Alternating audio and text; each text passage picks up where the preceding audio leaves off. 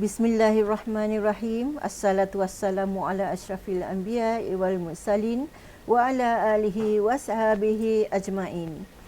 Tuan-puan yang dirahmati Allah sekalian, selamat berjumpa lagi dalam slot Bicara Ilmu. Kali ini tuan-puan, saya masih lagi membicarakan tentang pedagogi terbeza. Jika tuan-puan masih ingat ya, pada slot-slot yang lepas, saya membicarakan tentang apa itu pedagogi, apa itu pedagogi terbeza dan pola pedagogi terbeza. Pada kali ini kita akan pergi lagi jauh sedikit bagaimana kita nak jelmakan pola pedagogi di dalam satu-satu PDP kita. Okey, tuan-puan yang dihormati Allah sekalian, PPD Tanah Merah berhasrat untuk mengadakan bengkel secara bersemuka tentang pedagogi terbeza ni. Dan saya ingin menjadikan bicara ilmu tentang pola pedagogi yang lepas itu, yang slot pertama, slot kedua itu sebagai bahan bagi flip classroom sebelum guru-guru hadir untuk untuk perjumpaan secara bersemuka. Jadi guru-guru yang ingin hadir ke bengkel tersebut haruslah membuat sedikit ulang kaji, melihat semula apa itu pedagogi terbeza dan pola pedagogi sebelum kita membuat bengkel di sini. Okey, itu adalah sebagai persediaan guru sebelum datang ke PPD. Okey, baiklah. Untuk hari ini, saya ingin memulakan semula dengan membuat sedikit revision tentang apa yang dah kita pelajari dari slot yang lepas. Ya. Jika tuan-puan masih ingat, ya, refer kepada slide kita ni tentang pola pedagogi terbeza, kita ada pola 1 hingga pola 15. Tetapi kita akan abaikan pola 8 hingga ke pola 15 ini kerana PPD kita tidak terlibat dengan kelas bercantum kan. Jadi kita akan fokus kepada pola 1 hingga pola 7 sahaja. Okey, dan jika tuan-puan ingat, okey, kandungan, proses, produk persekitaran inilah yang membezakan antara yang menjadikan pola itu terbentuk. Sebagai contoh, pola 1 ini terjadi kerana dia mempunyai kandungan yang sama, proses yang sama, produk yang sama dan persekitaran yang berbeza. Pola 2 ini terjadi jika kandungannya sama, prosesnya sama, produknya berbeza, persekitaran sama, menjadikan dia pola 2. Pola 3 pula, kandungannya sama, prosesnya sama, produknya berbeza, persekitarannya berbeza, menjadikannya pola 3. Begitulah seterusnya jika tuan-puan kaji, ya, semua perbezaan ini menjadikan pola 1 hinggalah pola 7. Jadi hari ini tuan-puan, kita nak mengaplikasikan pola pengajaran terbeza ni di dalam bilik darjah. Dan seperti kita tahu, bila kita nak rancang sesuatu RPH, kita mestilah bergantung kepada DSKP yang kita pilih. Kemahiran apa yang nak kita ajar pada hari ini. Jadi kemahiran yang saya pilih hari ini ialah mempunyai standard kandungan 2.2. Kalau 2 listening speaking, ya. 2.2 adalah membaca bukan speaking. Membaca untuk memahami makna perkataan, rangkai kata, istilah serta ungkapan dan ayat dalam pelbagai bahan. Ya, fokus kita adalah membaca. Jadi standard pembelajaran yang dipilih ialah 2.2.1, iaitu membaca, mengenal pasti dan menjelaskan maklumat tersurat dan tersirat dengan betul daripada pelbagai bahan primer. Okey, dengan standard kandungan dan standard pembelajaran yang dipilih ini, proses yang ingin dijalankan di dalam bilik darjah itu, aktiviti yang akan berlangsung di dalam bilik darjah itu, di mana permulaannya murid dibekalkan dengan brosur, petikan berita, pautan tentang pelancongan di Malaysia. Sebab kenapa? Bila kita refer balik kepada kandungan ini, murid mestilah membaca, dan membaca itu hendaklah dikaitkan dengan pelbagai bahan primer. Okey. Jadi next apa yang perlu dibuat ialah kumpulan A ni membaca dan mengeluarkan maklumat tersurat dan tersirat daripada brosur. Apa yang perlu dilakukan oleh kumpulan A ialah membaca dan mengeluarkan maklumat tersurat dan tersirat daripada brosur.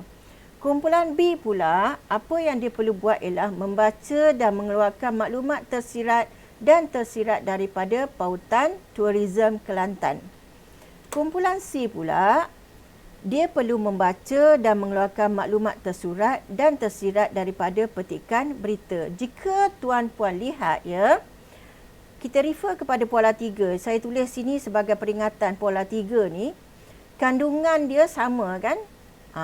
Murid satu kelas itu akan mengalami mempelajari satu kandungan yang sama dengan SP yang sama. Dan yang membezakannya maksud saya proses untuk pola 3 itu ialah sama. Sama tu kalau tuan-puan lihat di sini, membaca mengeluarkan maklumat. Membaca mengeluarkan maklumat. Cuma bahan yang digunakan itu adalah berbeza. Di dalam bahasa Inggeris kan, differentiated learning, jika bahan itu berbeza, dia anggap berbeza. Tetapi di dalam konteks aplikasi pengajaran pola berbeza dalam BM ini, bahan itu tidak membezakan proses. Proses sama, cuma bahan dia berbeza. Bila murid-murid telah melalui proses ini, apa yang diharapkan produk yang kita nak daripada mereka adalah berbeza. Sebab kita berfokus kepada produk yang berbeza.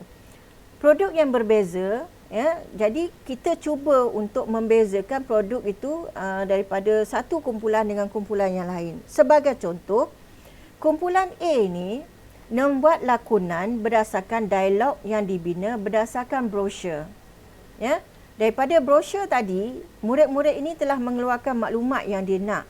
Jadi, apa yang kita nak bila dia membuat end production dia melakonkan berdasarkan dialog yang dibina dalam kumpulan.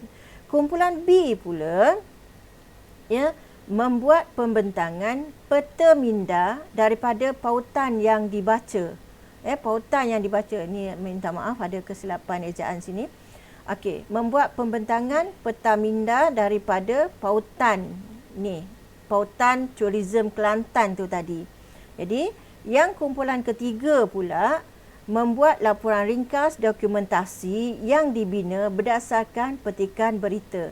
Jadi kalau tuan-puan lihat di sini, nampak tak produk yang dibina ini, setiap kumpulan itu berbeza daripada satu sama lain. Tapi proses yang dialami oleh mereka tadi ialah membaca dan mengeluarkan maklumat. Jadi proses itu sama. Proses itu sama. Produknya berbeza. Persekitaran itu juga berbeza.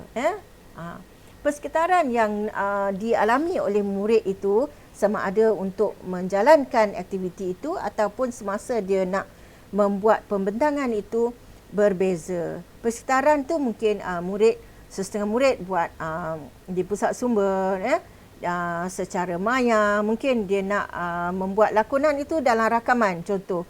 Jadi apa yang dia buat itu secara maya, ataupun laporan ringkas dokumentari yang dibina itu nak dijalankan secara maya, secara rakaman, dan juga dalam kelas.